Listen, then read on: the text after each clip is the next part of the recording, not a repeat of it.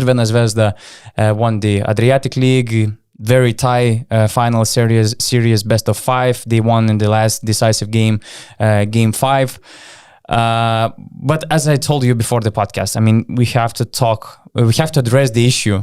And I'm happy that, I think that it should have been addressed more before Željko Obradović arrived to Partizan, and of course he gives more exposure to the problem Serbian basketball is facing right now. I think it's like a disease, big disease, and it has to be solved somehow, and I hope quickly. But I mean, I just hate that for some reason. I don't know if you know the movie The Purge. I guess it's the movie about the, let's say, annual holiday where people are allowed to murder each other for 12 hours. So for some reason in Serbia and some other countries, not only Serbia specifically, there are derbies in Greece, in Turkey. For some reason, basketball games became the zone of the purge for 2 hours where you can do whatever you want. You can attack players, throw things, throw fireworks at them, and nothing happens really, actually.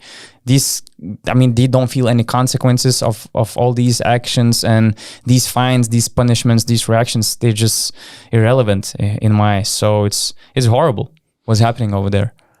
Well, the year is 2022, and still some people see basketball games as some sort of a battlefield, where in reality, I think most of us have grown to realize that basketball, professional sports, is just entertainment, and basketball players are competitors, but at the same time they are entertainers. We pay money to see them play, and we're always talking about the business model, the business side of things in basketball, how clubs in Europe should be able to earn more money, explore new markets and stuff like that. But this is not how you want to represent yourself in Europe, and honestly, I just don't get it.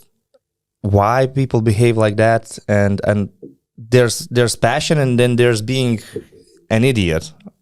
If you're passionate, supporting your team with singing, chanting, you will be appreciated. But if you're acting like an idiot, you will be treated as such. So and we really do. We really appreciate the atmosphere Serbians, Greeks are creating. But I just don't get it. Why you have to be violent? Why you have to act like a hooligan? Because even besides all that shit which happened, it was already tensive, hostile environment. That's just amazing. Just, but what the hell about just going off the limits? Throwing stuff at players, getting games interrupted. These are the sort of things I would say a cancer to any sport. Basketball in particular right now.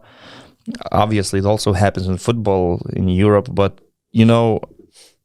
I don't get the mindset of these people.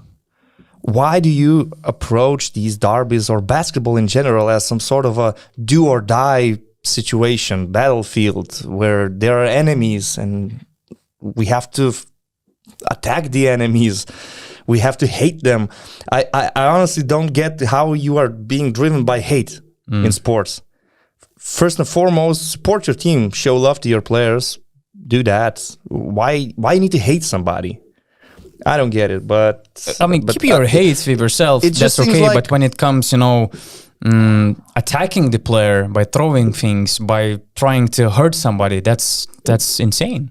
It's just some people are like stuck in 80s or 90s when all these wild things were more than normal. But right now, you're gonna be seen as an idiot. I'm not saying about a particular individual, it's a group of people, obviously, but anybody who behaves like this, throwing stuff, throwing objects to players, and that's just horrible. And the clubs, I don't know what they can do.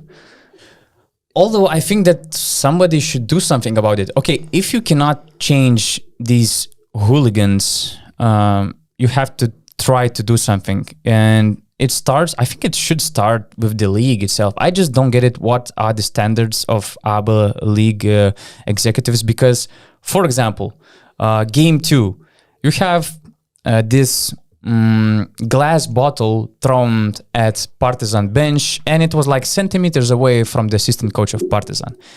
Game 3, just during the warm-up, you have all these fireworks thrown at Zvezda players, from Partizan fans, and it explodes like, again, centimeters away from them. That's already a game over for fans. Empty gym, play behind the closed doors for the rest of the series, because both Partizan and both Zvezda fans did something which is horrible and it cannot be tolerated. Why you still continue playing the game until in the end of the fourth quarter, somebody finally hits the referee, and then when it's the time to for them to leave for the locker room, and maybe it's a problem. We should empty part of the gym. I mean, it's just ridiculous. I mean, ABA League should do something about it, and there's no room to tolerate it. So I was really expecting some big punishments, not just in terms of money. They gave some huge fines. We didn't see yet what kind of fine Zvezda fans will get for the last one, but already both teams combined, they had to pay something like 110,000 euros for the events that happened in both home games, let's say. But still, I mean, you cannot allow yourself to tolerate this thing, and you have to protect your players. I just don't get it, why the participants of the game are not protected at all, and why somebody is waiting for somebody to hurt finally. I mean, I don't know what has to happen to have this empty gym for the rest of the series.